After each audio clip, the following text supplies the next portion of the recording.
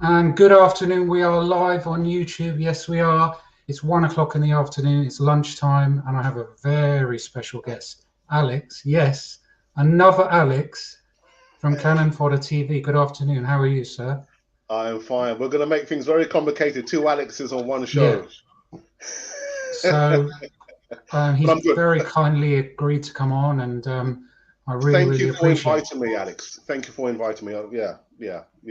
Anything to So support you. before we get into it, let's just do an introduction, and then we'll start talking.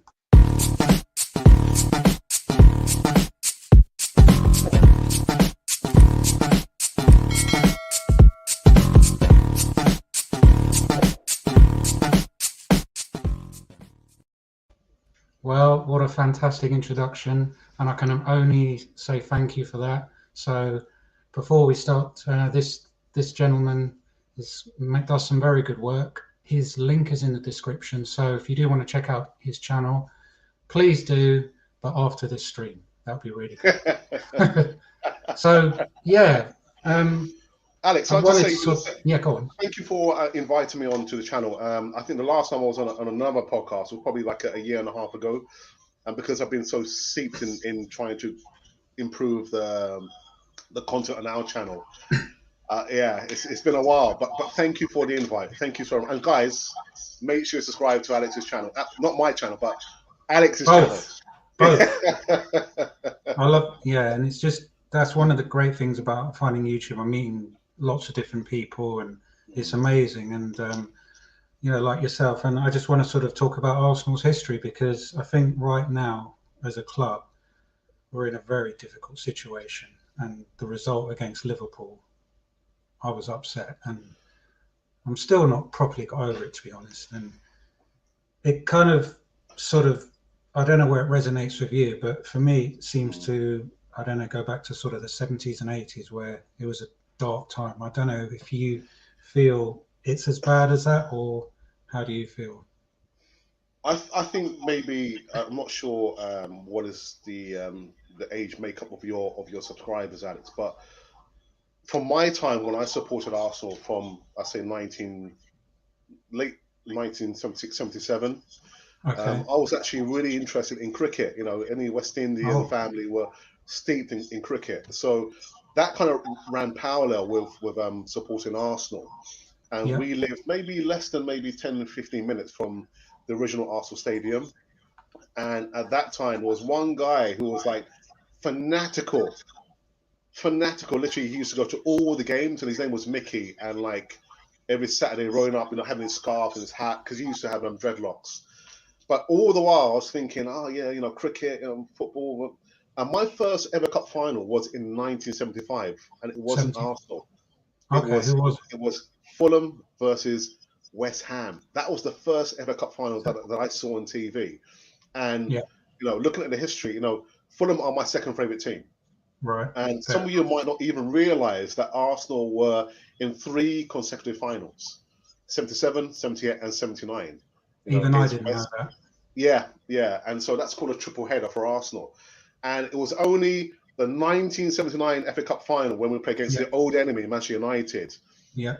My eyes and ears started to twinkle, and it's known as the 2 minute final because we streaked ahead with two goals from my something right from who were the scorers? I think one of It's a them long time was ago. yeah. Cheers, Alex. No, but just before I was born, I was born in 1980. I was born in 1980, so I just, yeah. Please tell me more because I Yeah. need to be educated as well of those Well, times. I was born in the 1960s.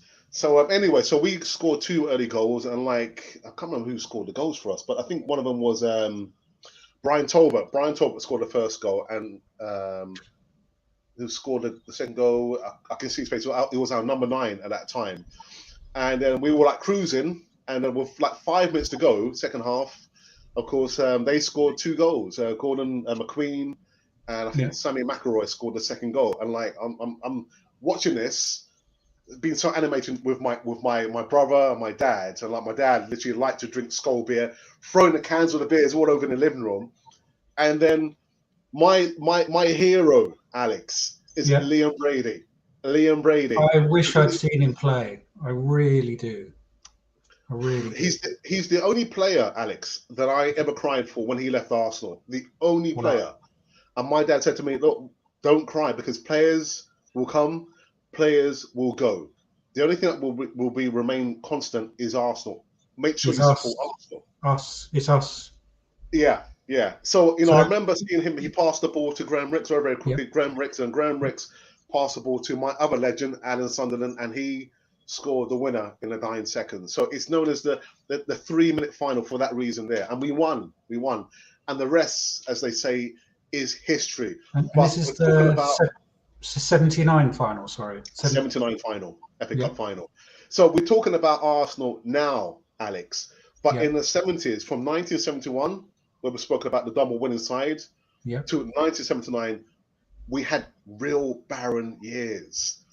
Terrible. So there was only two FA Cups and 1 league title in that decade. Is that correct? That's right. Yeah. And so go on, Alex. So the similarities they are from the last decade of Arsenal to, it just sounds very similar. Yeah.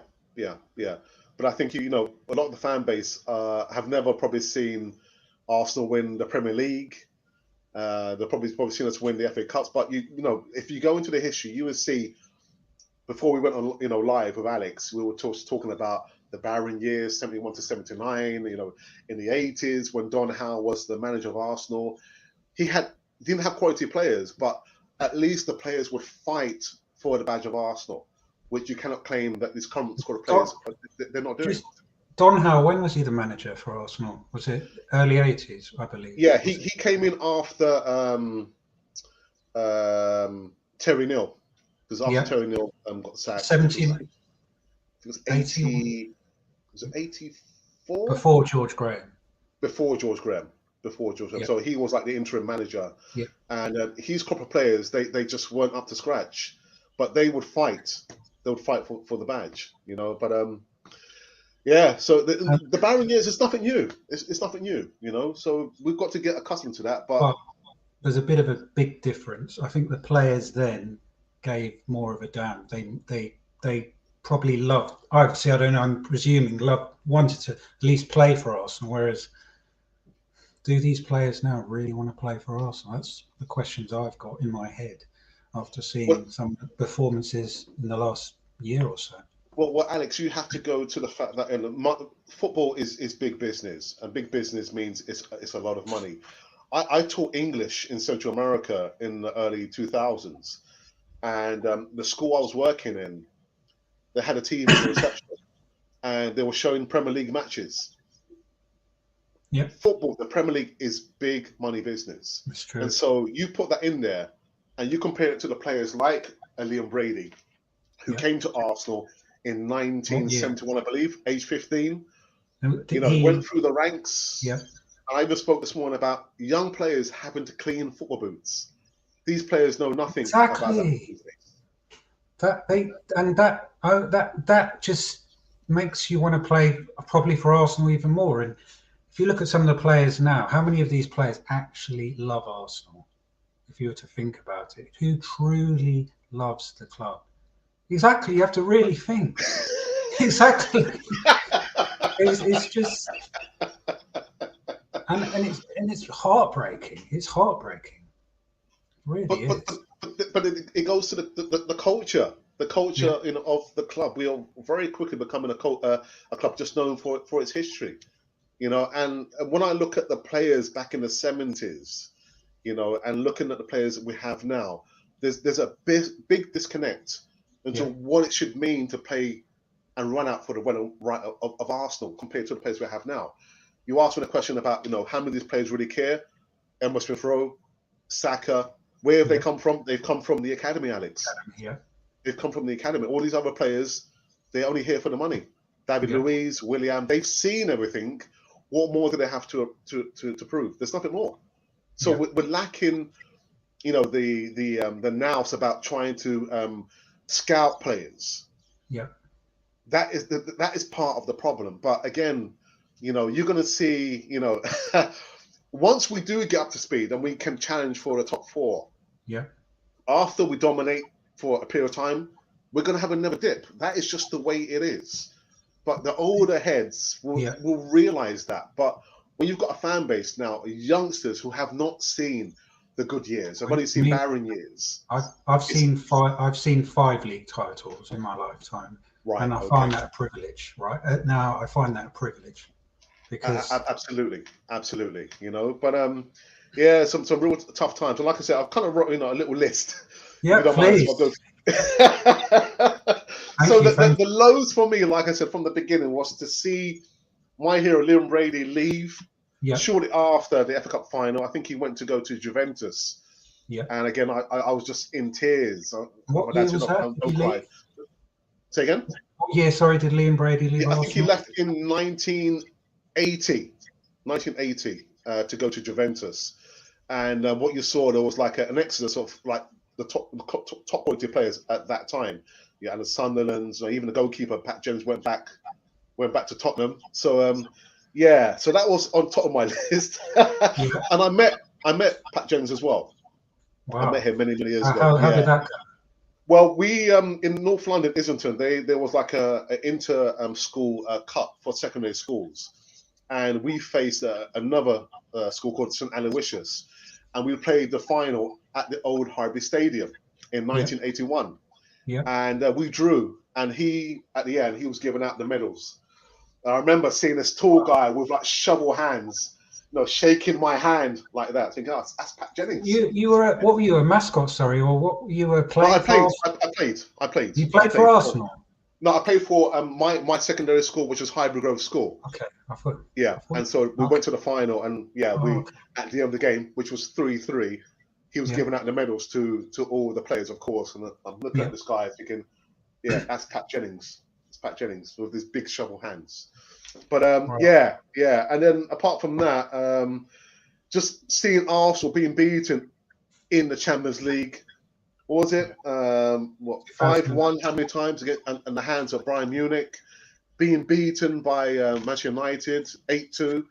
But what in 1985, Alex? Yeah, I'm just still at school, secondary school, just about to go into the sixth form, and at that time, the Yorkie bar came out. Oh, the Yorkie bar. And proper big size, right? Big size. That's right. Not these small little ones. I remember that. But a lot of you they tasted different. They tasted very, very different. But my favorite was the ones with the raisins. I like the raisins and the chocolate. But in 1985, we faced York City in 1985 in the fourth round of the FA Cup. And what happened? We got beaten by York City.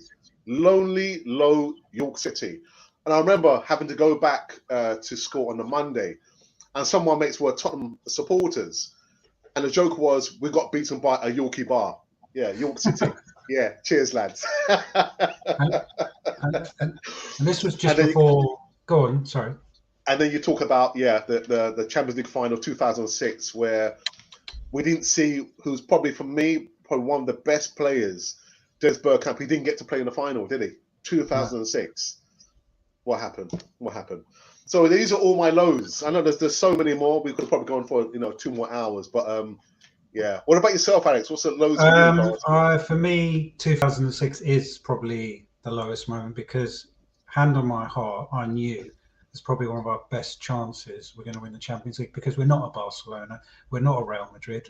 I knew that these players were on their way out, and it was big changes, and I knew that. That's it. We're not going to win for years, but I never thought it'd be this bad. I never thought that we get to where struggle in the Europa League, struggle to be worrying about Slavia Prague on Thursday. Like, is that what it's come to? Like, we shouldn't even be thinking about this team. We should just go there and just annihilate them. That's in my head what we should be doing. But I'm concerned. Like we've gone from competing with Barcelona in the Champions League final to maybe, hopefully, scraping past Slavia Prague in the Europa League. So, and it's just been a steady decline. Listen, Alex, until we have, I understand the debate about having a new owner, but the players have to assume responsibility. If you look at the history of Arsenal, I understand as well that we have the peaks and troughs of the highs and absolute lows, but you only have to look at the history of Arsenal, what it should mean to run out in the red. So what does it mean to you? What, like, oh my goodness. Yeah, please. I wouldn't say to you, Arsenal is the be on and end all for me, because for me, I have my family, my health and my work to think about. But in sports sense of the word, Arsenal means a lot to me, and I do find myself ranting a lot more these days than I used to before. And it shouldn't be the case, but I'm doing that because I can see what's being played out to me. Liverpool annihilated us. Absolute. But did the players turn up? It could be more than 3 easily. Of course it could have been. Yeah. Of course it could have been. But I try and keep things in perspective. But by golly, Alex, the players, they didn't turn up. Maybe it could be player power. I'm not sure whether they want Arteta out. Shocking. And I hate the fact that now the power seems to come from the players rather than from the manager. We know he's inexperienced. We know that. But the players still, irrespective of who the owner is, Alex, the players still have a duty and responsibility to turn up. And even more so, 20 years, the passing of David Rocky Rocastle. And this is the performance. You also meant, if we're also remembering of Claude as well, because you said Liam Brady, and I remember, I believe that was his favourite player as well, and he just spoke so highly of him. So it was, I don't know, just wrong that 2 absolute gentlemen who are obviously, hopefully, watching down from heaven, were just given that sort of performance. Yeah, well, and I don't know the. May they rest in peace, please. May they rest in peace. There you go. There you go. You stole my thunder, Alex.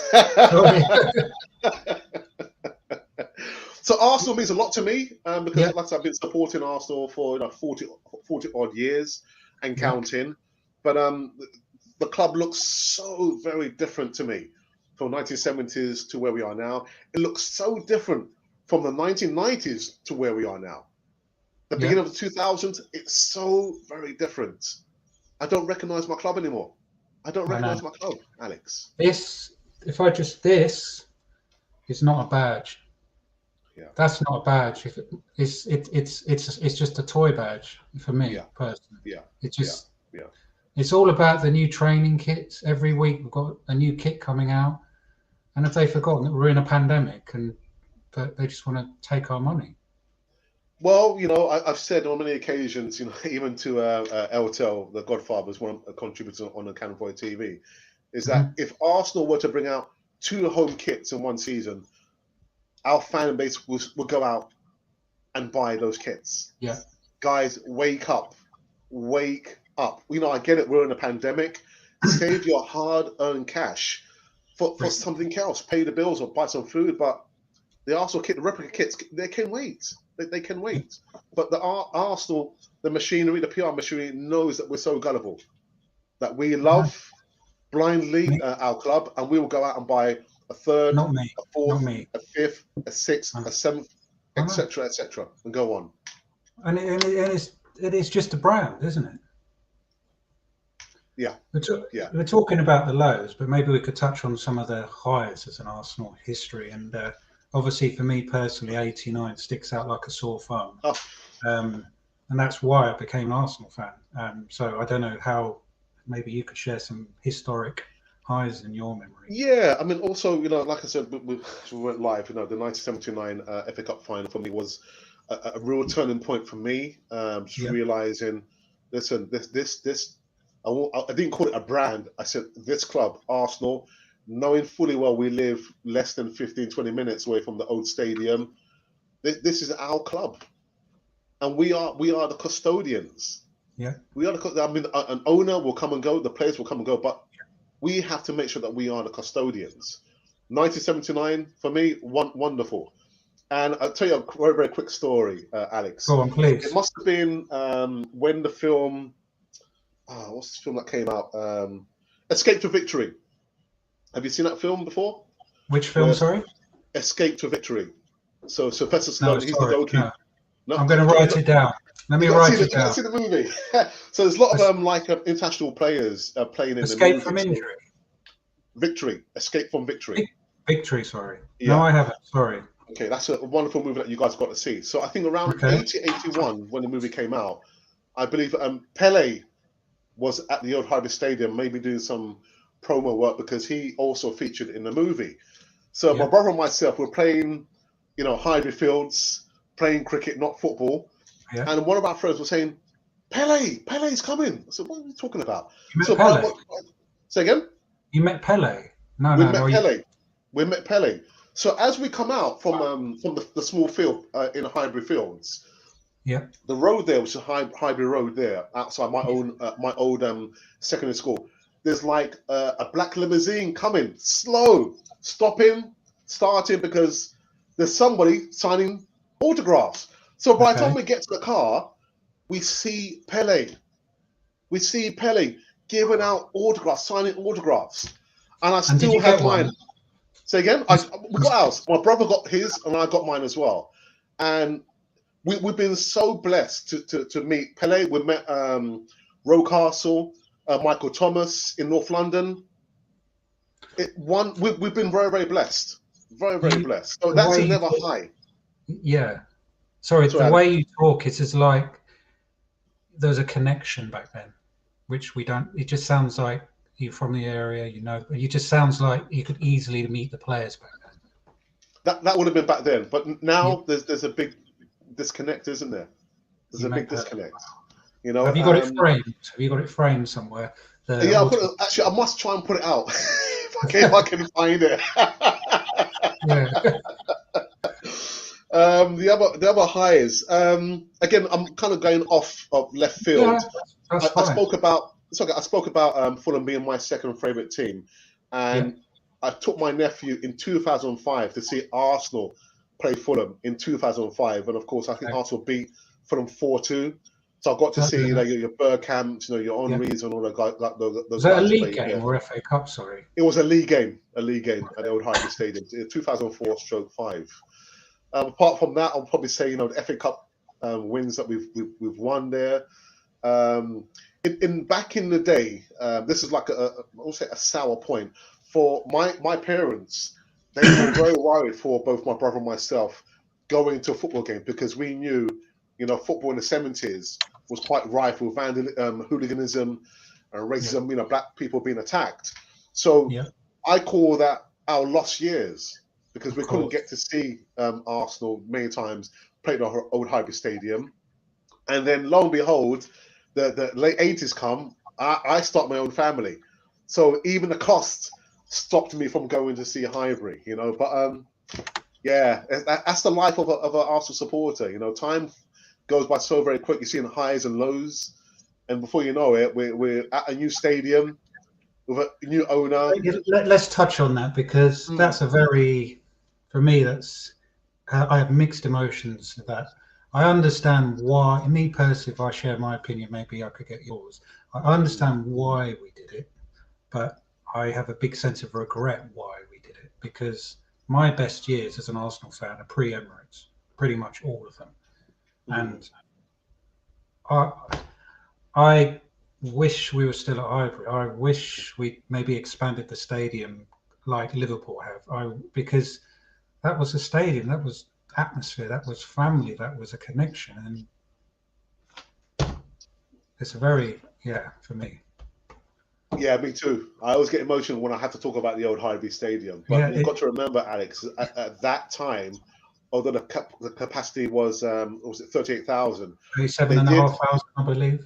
Yeah, they did go to Islington Council to try and get planning permission to go higher, and it was refused. And so we were told, right, we're going to leave there. We're going to go to a bigger stadium. We're going to compete with the likes of Real Madrid, Barcelona, Bayern Munich. And we're still waiting. We're still waiting. I would far rather have stayed at the old Highbury Stadium, not be frivolous with the money, buying players on humongous amount of wages. We would have been better off staying there. At least the heart of Arsenal would have remained in that place there. But that's just my opinion. I'm sure, I don't know how your viewers feel about that. For me, let me just read a few comments if you don't mind. Okay. That's all right. So I'll just welcome everyone. Des, he's one of your... Hello, guys. Welcome to the chat. Colin, thank you. Arsenal Alex, I'm fired up. I can't wait. Here's a question. Where exactly would Pierre-Emerick Aubameyang fit in Arsenal's history amongst the legends? Go for it, Alex. Nowhere. A distant memory and nothing more than that. Colin also says, hey, Des. Hey up, Colin. Lots of love in the chat. That's great. Greetings, panel. Hey, Laura Joy says, hey, Alex and Alec. Yes, it's a tongue twister, isn't it? My first ever Arsenal game I watched on TV was the UEFA Cup final between Arsenal and Galatasaray in the year 2000. We lost on pens, but Keown should have scored. Dearie me. Yeah. Do you remember that? Yes. I don't actually remember that, but I remember we played against Galatasaray, but not the finer details. Maybe because it was a loss. No, I won't be opening the lines today, guys, but thank you so much for your comment, Stephen. Just go down here. Where am I? Here we go. Aubameyang wouldn't have been talented enough to carry the water bottles for that 79 group. They would have told him he lacked drive. Would you agree with that? Yeah, but the thing is, I go back to scouting, and no doubt Terry Neill back in the day would have done his homework and identified the players who come with negative baggage. George Graham, when he came, he did the same thing. All the luxury players, Tony Woodcock's, Graham Ricks's, he got rid of all those players. So he wouldn't even entertained sign a player like Pierre-Emerick Aubameyang, who comes with baggage. Negative baggage. And I think we're seeing that. Talking about him, I think for 2 years he kept it under control, but now we're seeing that baggage. Yeah. There you go, Don Howe. 83, Don Howe, 83 to 86, Arsenal gaffer. What do you think? Yeah, absolutely. But again, I think he was inhibited with the group of players he had at that time, who, as much as they tried their best, they just were not up. They weren't up to it. And I remember there was a video that someone sent me many years ago where he said after a certain game, I do apologize for the performance. And if I had my way, these players would not have their wages. I'm thinking, right. And then George Graham comes in. 86, wasn't it? He came in. 86. Yeah. And for me, I don't think he gets the respect that he's duly deserved. I think it could be because... Yeah, let's touch on him. Let's touch on George Graham, because for me, that man made me love Arsenal even more. But why is that, Alex? Why is that? Why? We've got 2 hours. Go for it. 89, the 91 season. He could have had another league title the following year, and he just breeded success, and he did not get the credit he deserves in Arsenal's history. It's all about Herbert, Chapman, and Arsene Wenger. And for some reason, George Graham is just brushed under the carpet because of obviously the move to Tottenham. And if he hadn't done that, do you think he would have been more esteemed in Arsenal fans? Without a shadow of a doubt, Alex. Without a shadow of a doubt. For me, if I have to compare managers and who provide a watershed moment for me, it has to be George Graham. Just by the mere fact that he came in, he was the manager of Millwall. We know that he was an ex-player, for Arsenal, but he was a manager of Millwall. He revolutionized. Again, look at the 89 documentary where he's actually talking to the players. And Ian Wright does say, I was actually scared of George Graham. You want the power to come from and emanate from the manager, not the other way around. Coming in and identifying already the players who have to go. Yeah. Luxury players. Do you have a favourite George Graham moment or that sticks out? Or I'll probably have to say 89 because the documentary when he says, he saw some documentary about what was it? I can't remember what the documentary was. But I wanted to go up to Liverpool, kind of catch them unawares and take the crown jewels and go back to London on the same day. I'm thinking he did his homework. He did That's his homework, and Alex, he did not suffer fools gladly. We've got a manager now who clearly he can see the theatre of disaster. Whether you want to talk about Aubameyang or certain players not turning up, George Graham in the documentary, Paul Merson talks about he was like running around on the training, and he's about to run past George Graham, and George Graham says to the guys, "Come on, pick up the pace," and Paul Merson starts to laugh, and then the next available game, what happens? Paul Merson was dropped. He was a big name. Of course he was. I love Paul Merson. Bloody good player, really good. Of course. What he did off the pitch, maybe not so good. Well, yeah, that's a different story. But I just like the fact that we've got to have a manager who won't suffer fools gladly, who won't take less than 100%. And Alex, I'm not promoting Arteta out. I think I already know your views on our manager, but I'm not going to. This stream is not for that. For me, this stream is not for that. Okay, good. Because I've said my piece in plenty of videos, and I don't need to. Yeah, reiterate that. But I'm just thinking we the culture is being lost. It's being lost. But for me, I would choose George Graham over and over again over Arsene Wenger. I mean, I understand about Arsene Wenger, nutrition. Favorite, greatest Arsenal ever manager, in your opinion? GG, George Graham. Yeah, me as well. Totally. What? Sorry. Yeah, because of the. I think you've touched on why, but maybe there's some other reasons why he stands out as number one for you. Oh, you're asking me? Yeah, I'm asking you. Yeah. Oh, right. No, I think I've said all I have to say about George Graham. The fact that with the barren years he came in, with the mentality, about getting us the League Cup, against not League Cup but the league against a Liverpool side that was dominating the 1970s. Not only domestically but in Europe, they were a formidable entity to be reckoned with, and he's come in there. And he just broke it up. But you know what really surprises me, Alex, is that when you look at that game, when we played against Liverpool at Anfield, the pace of the game, how quick it was. I'm thinking, but this was like 1989, and that game could have even fit into today's era. The pace of the game and fighting, although the players, I wouldn't say so much, but when I look at that game, I'm thinking the guys were going in for the tackles, not giving any quarter. I think, wow, George Graham, you prepared the players for the battle. You prepared them so well. You did your homework. And then like you say, about the winning the league, the FA Cup, but we had leaders, didn't we, back then?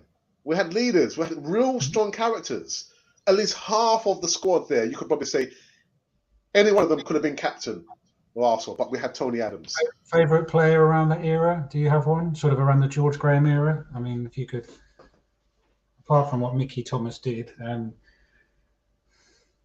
Paul Merson's one of my favorite, but I don't know what you're. I'll probably say Kevin Richardson. Richardson. I mean, I've got my own players segment on our channel where I research players who play for Arsenal over the last 40 or 50 years, and researching Kevin Richardson. Yeah. Because if you look at when he started at Arsenal, he was the link from the defense and the attack. He was the one doing the dirty work there. And when you go and look on the Arsenal website, he's got his comments there. Cast in stone. And he says, all I ever wanted to do was to do my best. I ended up playing with the likes of O'Leary, Rocastle, and the next thing I knew, we had won the league at Anfield. As humble Kevin Richardson, what position did he play? Sorry, midfield. Yeah, right side of midfield. But yeah, he was the one player who did all the dirty work, linking the defense. The unsung hero. Unsung hero. Yeah. So for me, Kevin Richardson. What There you about go, yourself? Kevin Richardson. So everyone go read up. That's an order. So let me just read a few Escape more. to Victory, a wonderful movie. Two or from victory, sorry. Two. I think Escape from Victory. Well, just Okay. double check that, please. Yeah, but Let anyway. me just read a few more comments if you don't mind. Hi lads, hope you're well. Chris is a Liverpool fan. Welcome to the chat. Yeah. Stephen as well. I think he's 2006. I think he's talking about the final, which we touched on. Welcome to the chat. Laura, Alex from Cannon Fodder TV, because could have signed by Arsene Wenger. There's some truth in that.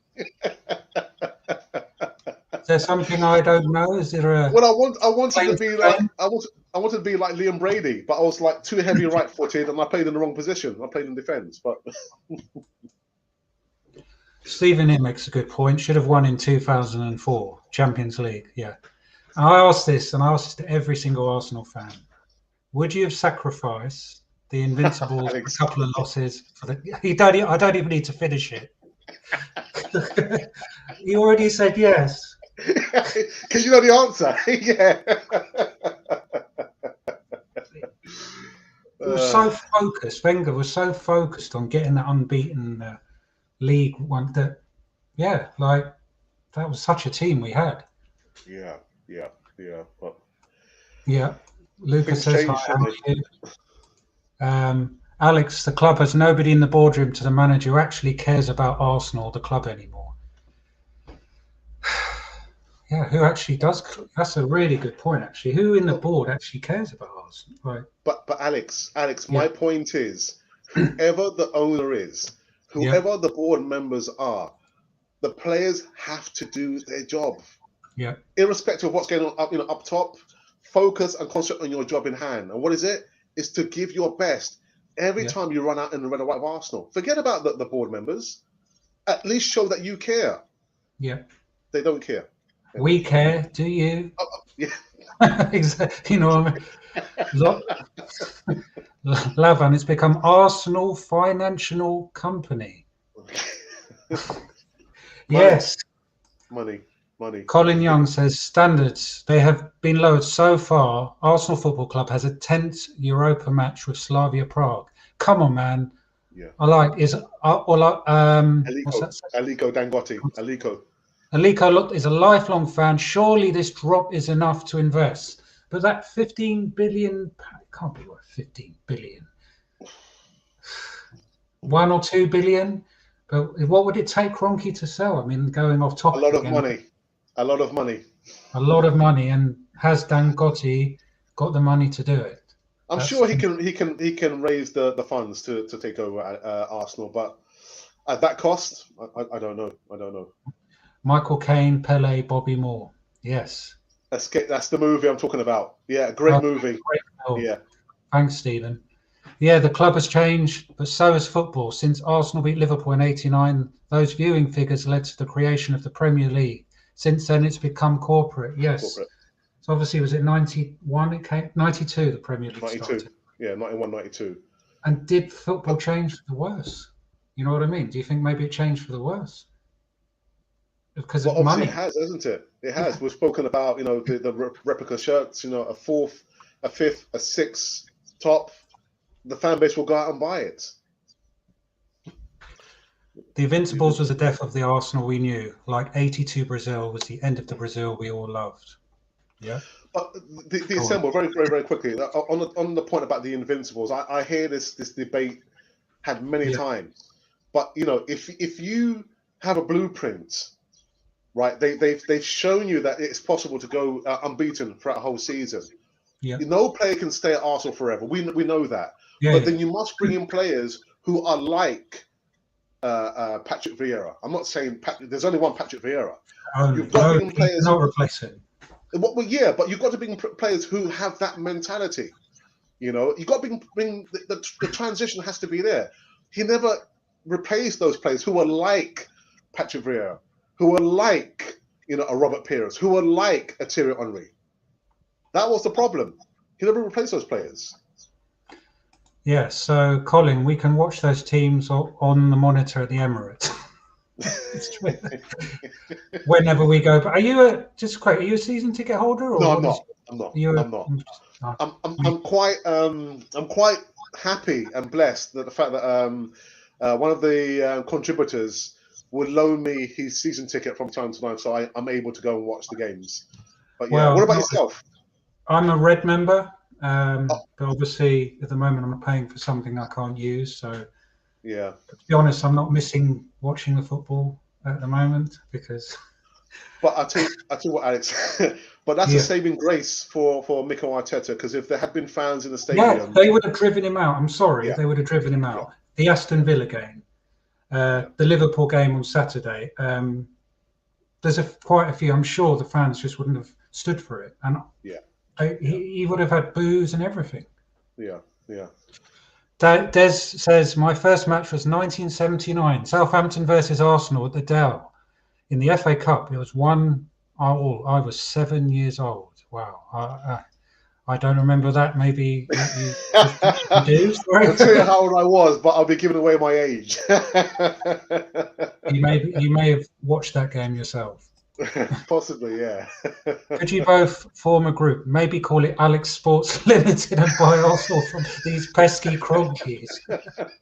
I wish I was that rich, Lavan. I wish I had that sort of funds, because I would certainly be hiring football people for a start on the board, people that care about Arsenal, people that love Arsenal, and we need a lot of changes. I don't know what you think.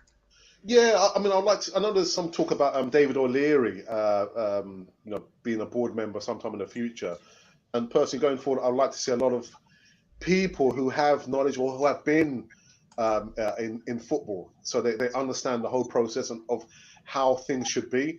But I think it's going to be a way off if Silent Stan remains at the helm. We won't see any change, and I think next season, Alex, it's going to be a real eye opener for everyone. We won't be in the Europa League.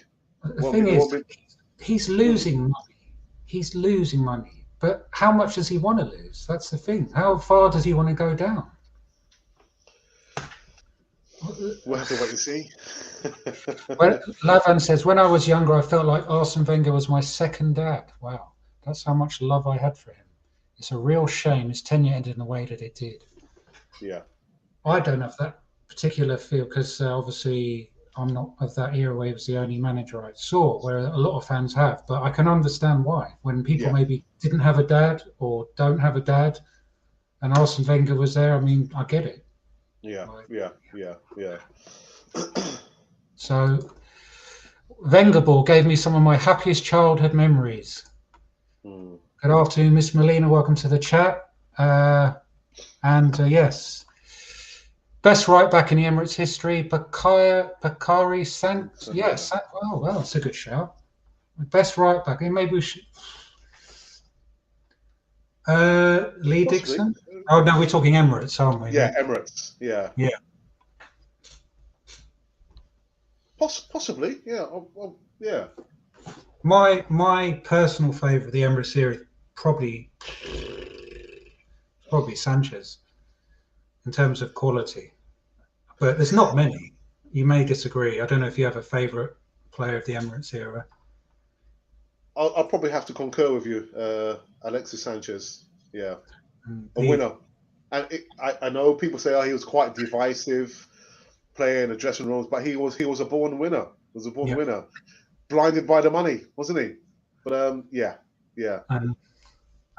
Yes, the symbol says, Alex, Arsenal fans don't appreciate how lucky we were to see such an array of talent, mentality and physically.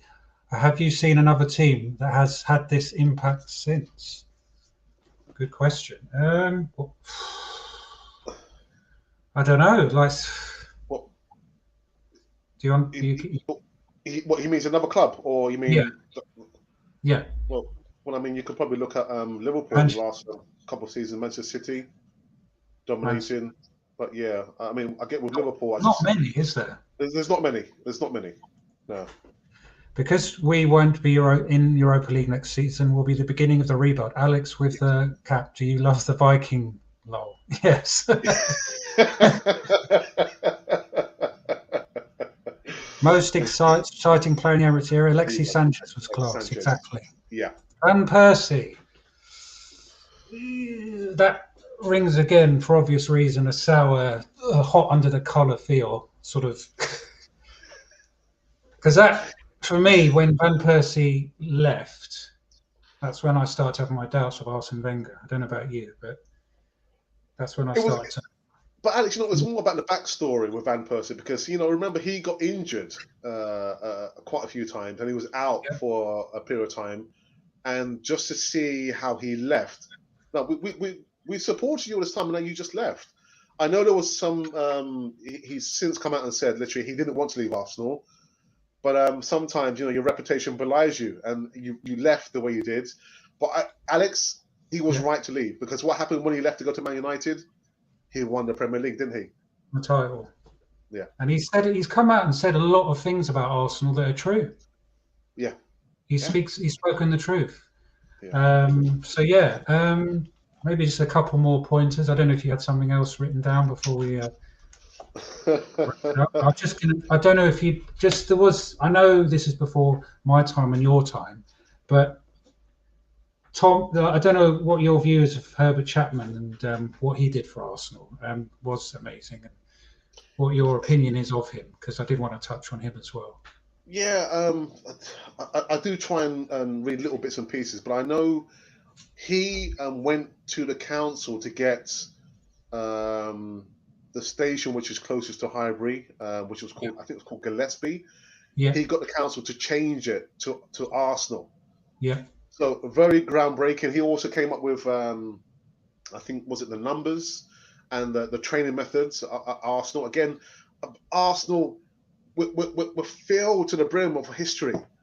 There's so many things, little anecdotes that comes to Arsenal. But Herbert Chapman, I don't know too much about the history of Herbert Chapman, but those are the 3 points that I remember reading up on the things that he did for Arsenal. Just to elaborate on Herbert Chapman, he was one of the first to try and get peak goal line official referees. I believe he advocated for that, and then obviously when he passed away, I think it was 1934. His assistant just took on, and we got a couple more league titles. I believe in the 20s to the 30s was 5 league titles, and then a gentleman called Tom Whittaker. This is a gent who got us 2 league titles in the late 40s and early 50s, and I don't know if you have any. Yeah.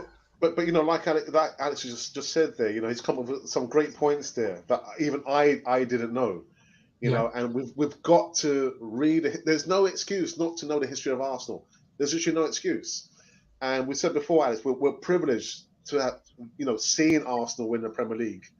The fan base, a lot of the fan base, the young fan base, they've not seen that in their lifetime. Do you kind of feel sorry for them? Of course I do. Yeah. Of course, because they support the same club as us. I do feel sorry for them. My worry, is the younger generation. They're not going to support Arsenal anymore. Because Lavan, Thierry Henry's greatest player ever in Premier League. Remember that. Distinguished goal he scored in the Invincible season when he ran from halfway against Liverpool and floored Carrick. Fantastic goal. What about Burkham?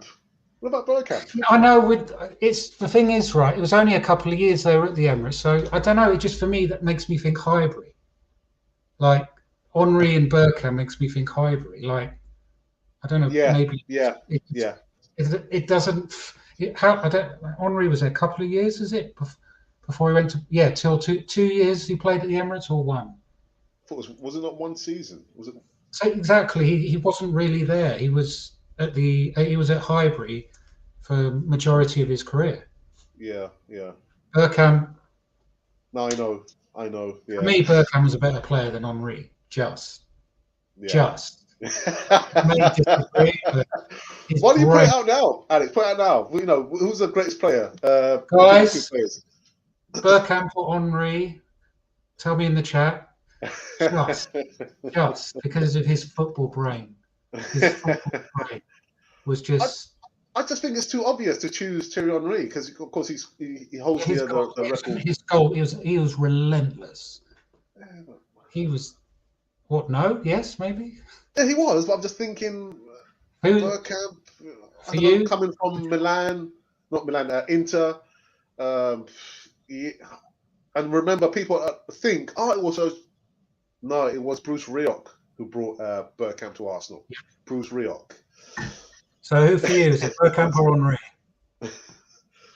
You can't choose. Burkham, I think. It's hard, isn't it? What do they say? What does the chat say? Burkham or Henry, let me know. Big up Alex and Alex. This is a great duo. Thank you very much.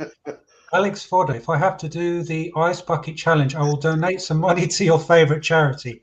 Not making you do it. It's my choice. Is that maybe that's something you've got going on with Des? Yeah, Alex, just very, very quick. The Ice Bucket Challenge is that Des reckons that Arsenal will sign Martin Odegaard at the end of the season, and I think they will not sign him at the end. So either way, you're going to do that live on air if that goes. Yeah.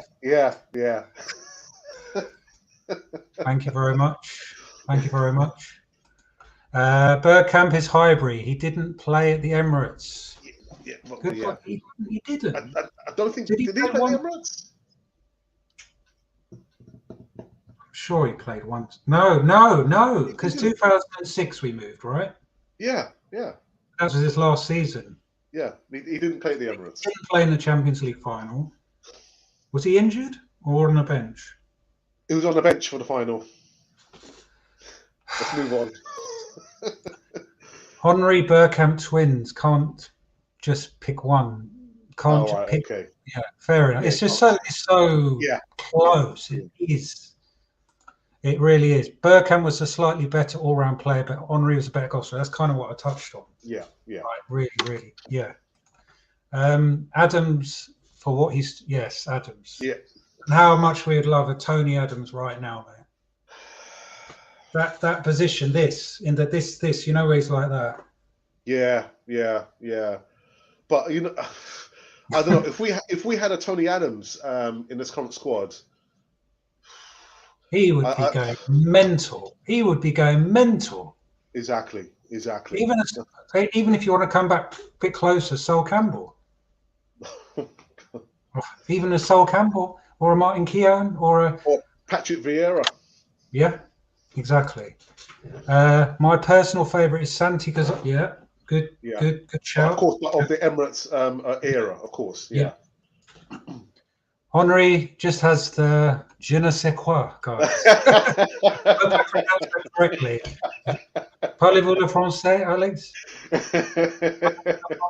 No. Have to go, guys.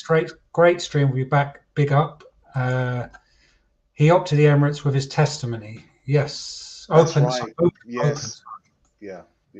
So I don't know if there's anything else you want to touch on in terms of the history of Arsenal. No, just apart from your live viewers, guys, just make sure you subscribe to Alex's channel. Wonderful. I don't know, maybe Alex might have me back in the future, and in their future. Oh my gosh, it'll be a pleasure. It could be a regular spot on here. We'll have to wait and see. But guys, make sure you subscribe to Alex's channel. And also subscribe to Alex at Cannon Fodder. The link is in the description. He does a lot, and his channel is really good, and he's been very supportive, and I really do appreciate it. No, thank you. So yes, that is Arsenal's history, guys. I hope you enjoyed that.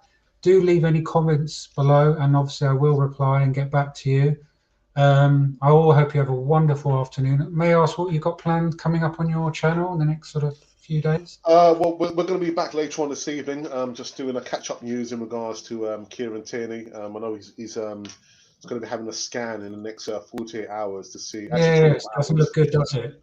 Yeah, so we're going to be coming back with that, and I think that I've got a pre-recorded video coming up maybe in the next hour or two in regards to transfer news. So we always got things up and coming. You're relentless. I respect your work. Right? So yes, that was Arsenal history. I hope you enjoyed it, and if you would like us to do another show together, then please do let me know, because I really did enjoy it, and thank you so much for coming on, Alex. Really appreciate it. So thank you. Yes, and just a couple more comments before we go. If we had Adams in his team, we would have a captain, Mertesacker. Yeah, I mean, he would do a job. He would. So and then let's Go on. Sorry, very, very quickly about Yep. Mertesacker. Guys, remember that when Rob Holding came to Arsenal, Mertesacker was like his mentor, and I think a lot of the players miss a mentor. I know let's talk about David Luiz, but I guess maybe we are lacking a manager, or not a manager, a real mentor for these youngsters who are coming through. But yeah, Mertesacker and Holding, and you look at the FA Cup final, how he kind of showed and was dragging Holding and showing where he should be. You don't see that with the defenders. There's no one dragging and communicating. There's just a bunch of individuals. The fact that we're relying on David Luiz says it all. Exactly, Alex. Exactly. Anyway, we could go on about the manager, and that's another time. I've done enough. Yeah. Plenty of videos you can all check out. So thank you so much, Alex. And yes, I will leave you all with this.